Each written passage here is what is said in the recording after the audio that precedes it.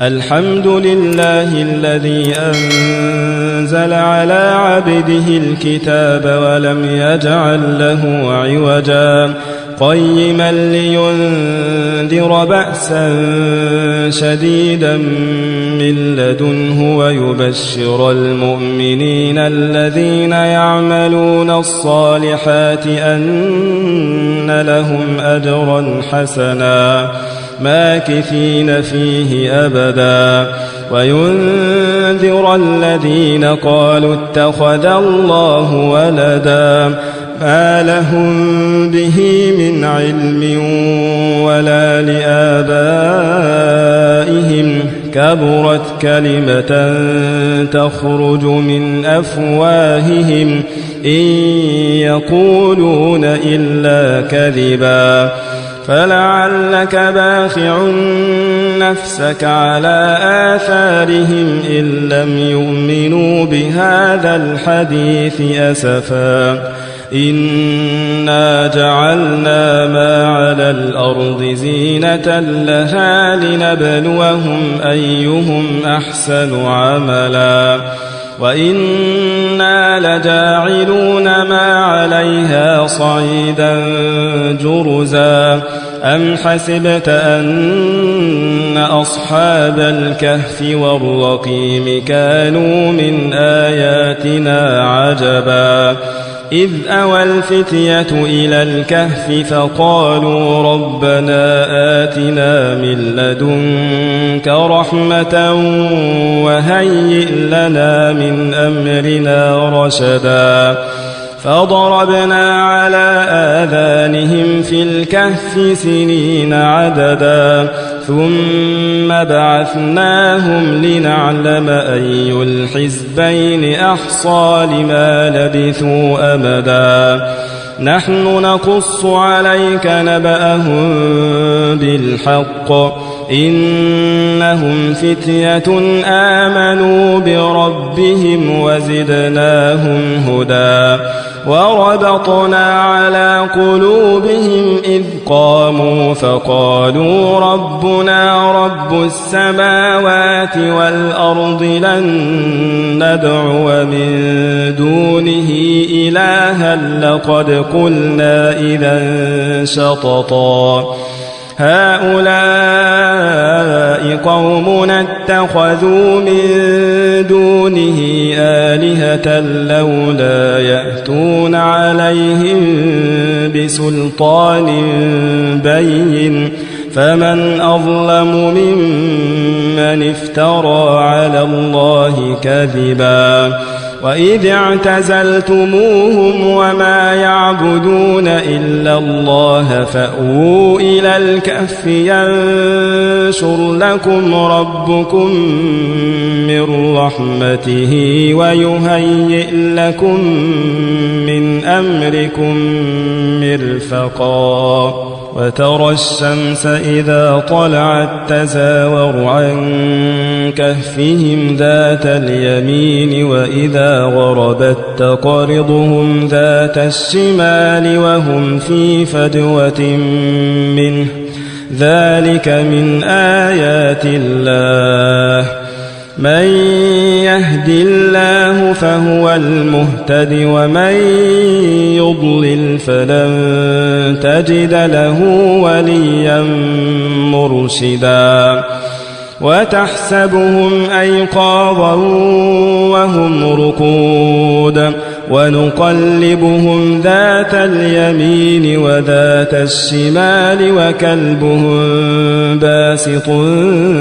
ذراعيه بالوصيد لو اطلعت عليهم لوليت منهم فرارا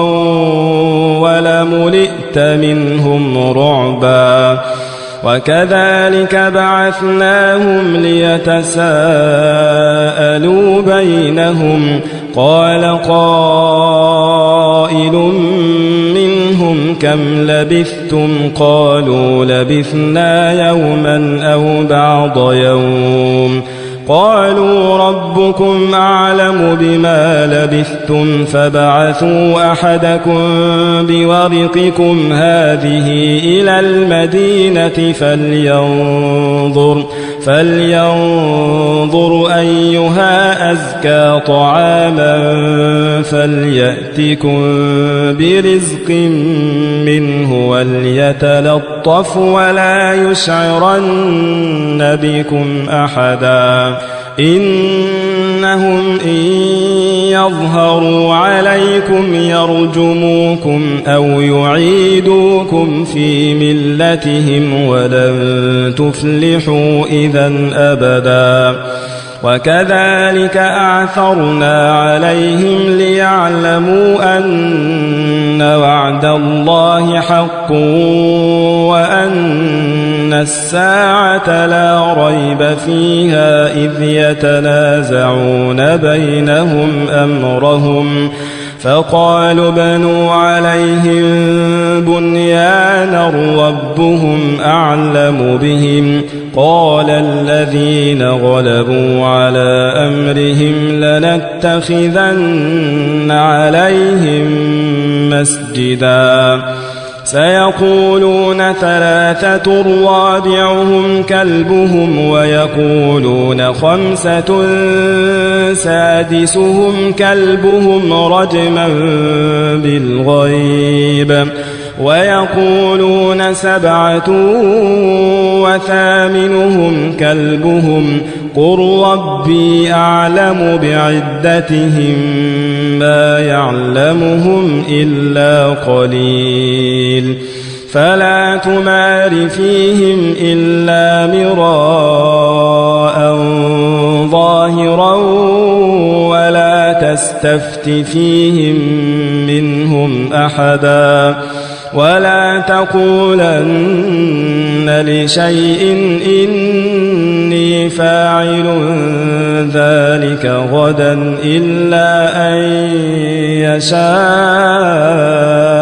الله واذكر ربك إذا نسيت وقل عسى أن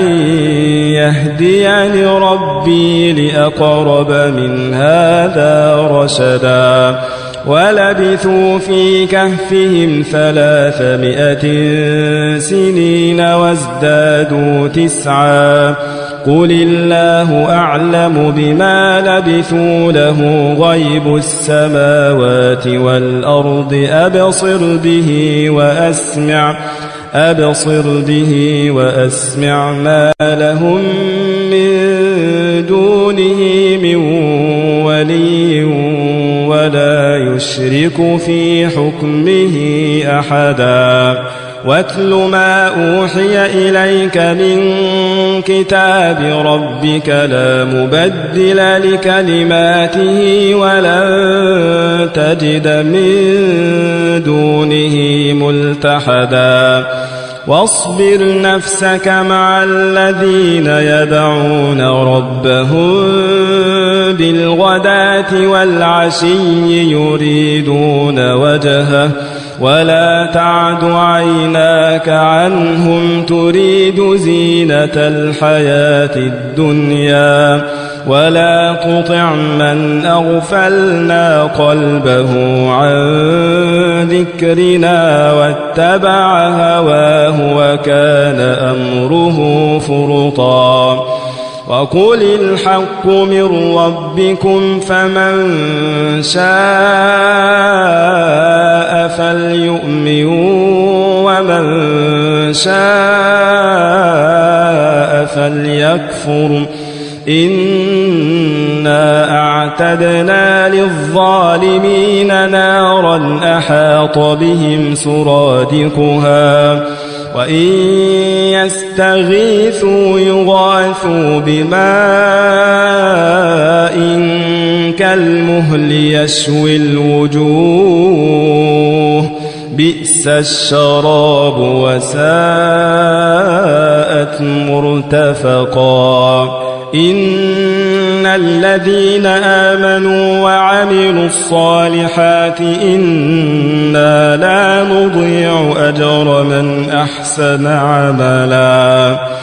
أولئك لهم جنات عدن تجري من تحتهم الأنهار يحلون فيها من أساور من ذهب ويلبسون ثيابا خضرا من سندس واستبرق متكئين فيها على الأرائك نعم الثواب وحسنت مرتفقا واضرب لهم مثل الرجلين جعلنا لأحدهما جنتين من أعناب وحففناهما بنخل وجعلنا بينهما زرعا كلتا الجنتين آتت أكلها ولم تظلم منه شيئا وفجرنا خلالهما نهرا وكان له ثمر فقال لصاحبه وهو يحاوره أنا أكثر منك مالا وأعز نفرا ودخل جنته وهو ظالم لنفسه قال ما أظن أن تبيد هذه أبدا وما أظن الساعة قائمة ولئن رددت إلى ربي لأجدن خيرا منها منقلبا قال له صاحبه وهو يحاوره أكفرت بالذي خلقك من تراب ثم من نطفة ثم سواك رجلا لكن هو الله ربي ولا أشرك بربي أحدا ولولا إذ دخلت جنتك قلت ما شاء الله لا قوة إلا بالله إن ترني أنا أقل منك مالا وولدا فعسى ربي أن يؤتيني خيرا من جنتك ويرسل عليها حسبانا من السماء فتصبح صعيدا زلقا أو يصبح ماؤها غورا فلن تستطيع له طلبا وأحيط بثمره فأصبح يقلب كفيه على ما أنفق فيها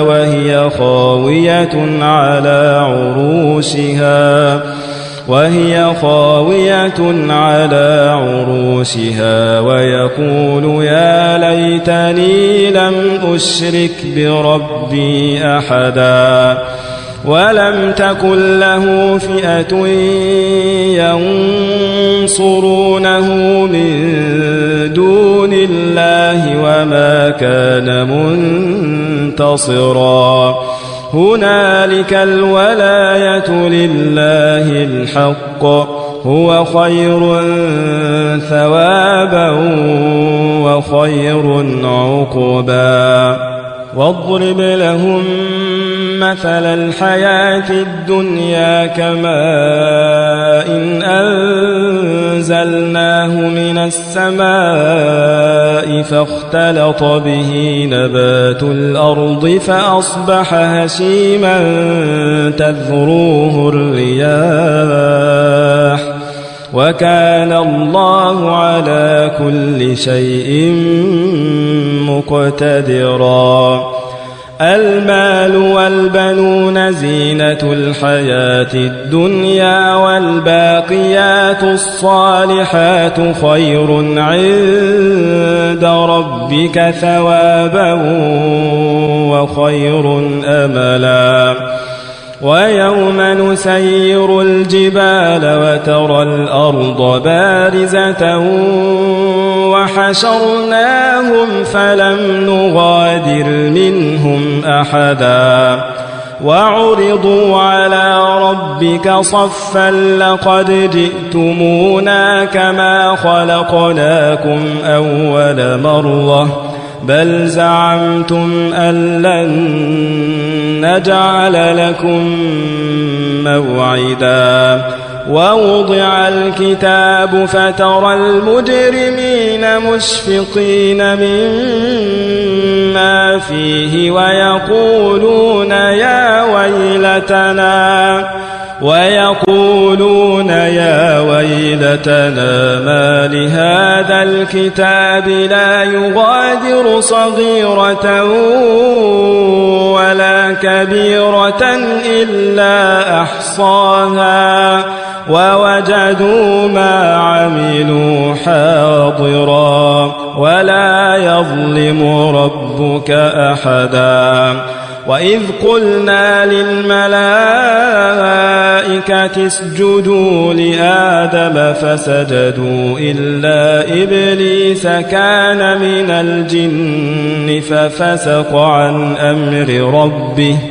أفتتخذونه وذريته أولياء من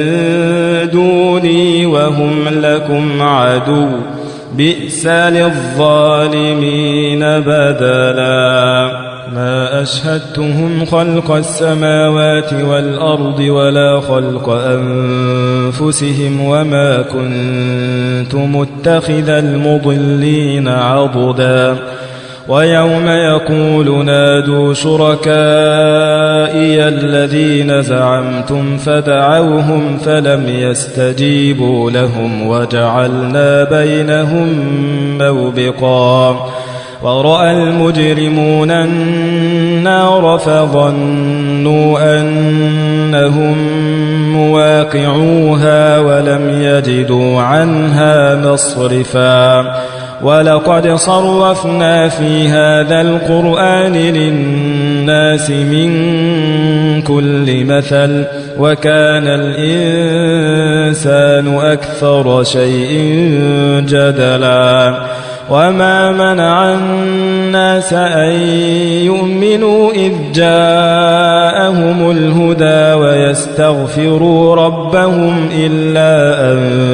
تأتيهم سنة الأولين أو يأتيهم العذاب قبلا. وما نرسل المرسلين إلا مبشرين ومنذرين ويجادل الذين كفروا بالباطل ليدحضوا به الحق واتخذوا آياتي وما أنذروا هزوا. ومن أظلم ممن ذكر بآيات ربه فأعرض عنها ونسي ما قدمت يداه إنا جعلنا على قلوبهم أكنة أن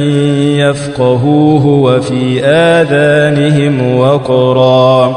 وإن تدعهم إلى الهدى فلن يهتدوا إذن أبدا. وربك الغفور ذو الرحمة لو يؤاخذهم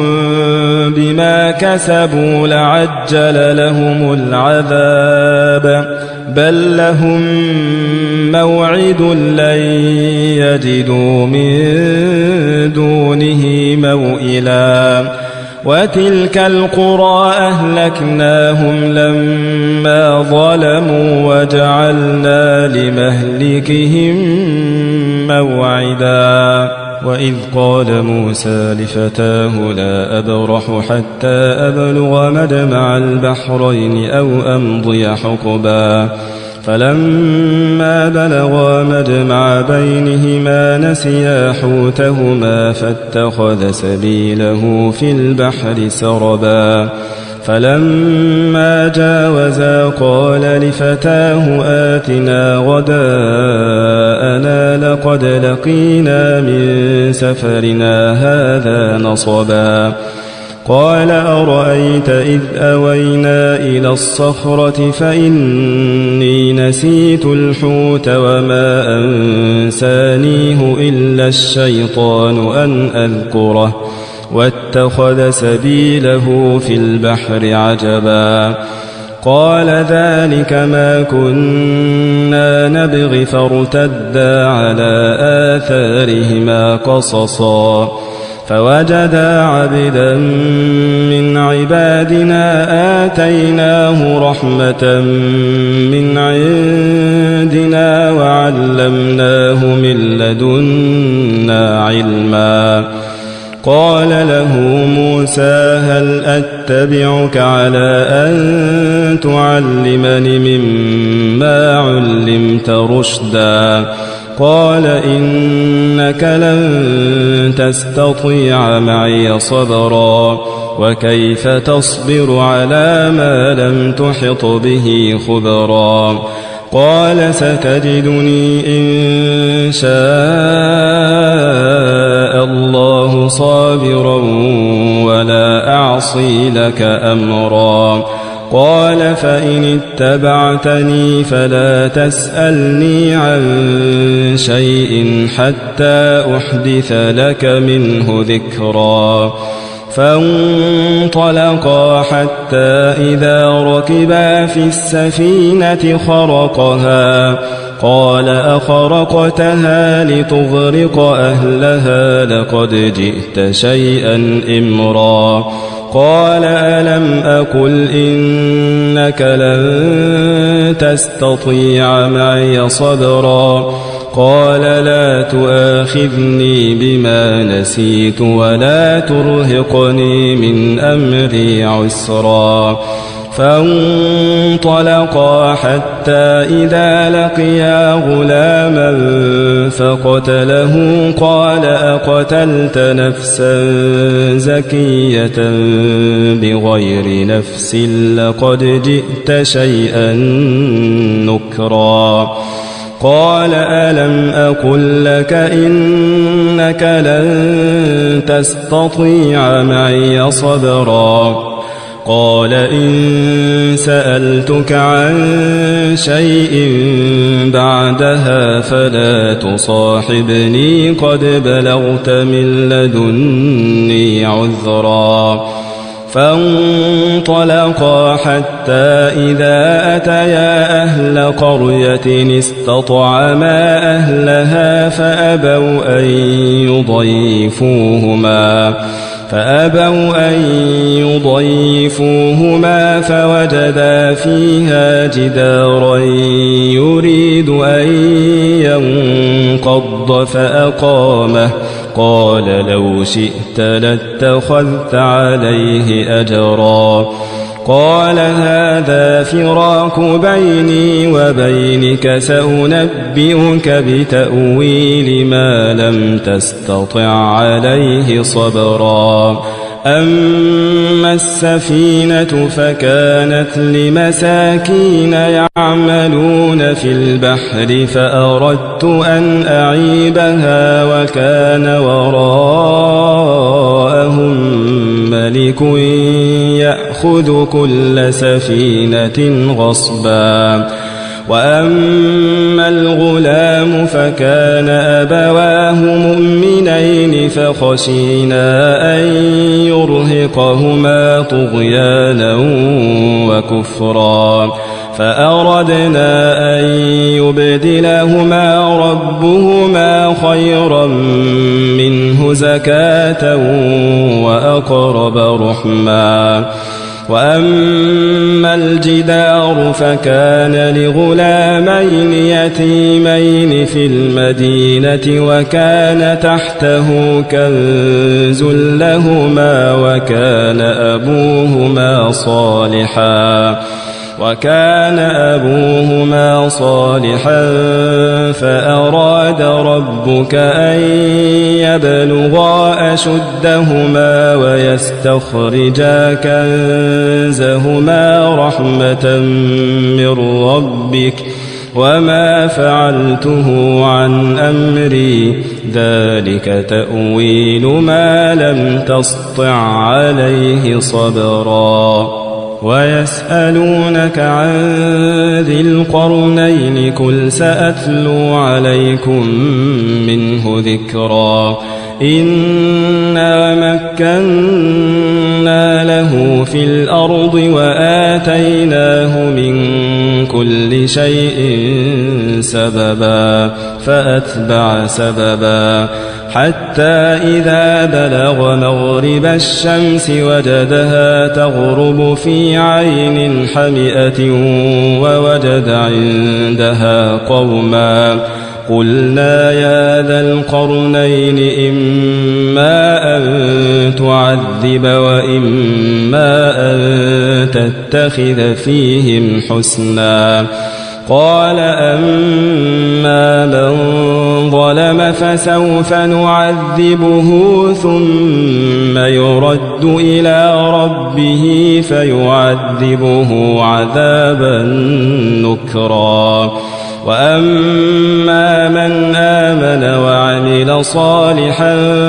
فله جزاء الحسنى وسنقول له من أمرنا يسرا ثم أتبع سببا حتى إذا بلغ مطلع الشمس وجدها تطلع على قوم لم نجعل لهم من دونها سترا كذلك وقد أحطنا بما لديه خبرا ثم أتبع سببا حتى إذا بلغ بين السدين وجد من دونهما قوما لا يكادون يفقهون قولا قالوا يا ذا القرنين إن يأجوج ومأجوج مفسدون في الأرض فهل نجعل لك خرجا على أن تجعل بيننا وبينهم سدا قال ما مكني فيه ربي خير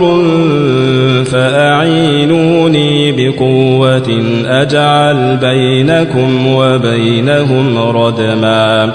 آتوني زبر الحديد حتى إذا ساوى بين الصدفين قال انفخوا حتى إذا جعله نارا قال آتوني أفرغ عليه قطرا فما استطاعوا أن يظهروه وما استطاعوا له نقبا قال هذا رحمة من ربي فإذا جاء وعد ربي جعله دكاء وكان وعد ربي حقا وتركنا بعضهم يومئذ يموج في بعض ونفخ في الصور فجمعناهم جمعا وعرضنا جهنم يومئذ للكافرين عرضا الذين كانت أعينهم في غطاء عن ذكري وكانوا لا يستطيعون سمعا أفحسب الذين كفروا أن يتخذوا عبادي من دوني أولياء إنا أعتدنا جهنم للكافرين نزلا قل هل ننبئكم بالأخسرين أعمالا الذين ضل سعيهم في الحياة الدنيا وهم يحسبون أنهم يحسنون صنعا أولئك الذين كفروا بآيات ربهم ولقائه فحبطت أعمالهم فلا نقيم لهم يوم القيامة وزنا ذلك جزاؤهم جهنم بما كفروا واتخذوا آياتي ورسلي هزوا إن الذين آمنوا وعملوا الصالحات كانت لهم جنات الفردوس نزلا خالدين فيها لا يبغون عنها حولا قل لو كان البحر مدادا لكلمات ربي لنفد البحر قبل أن تنفد كلمات ربي ولو جئنا بمثله مددا قل إنما أنا بشر مثلكم يوحى إلي أنما إلهكم إله واحد فمن كان يرجو لقاء ربه فليعمل عملا صالحا ولا يشرك بعبادة ربه أحدا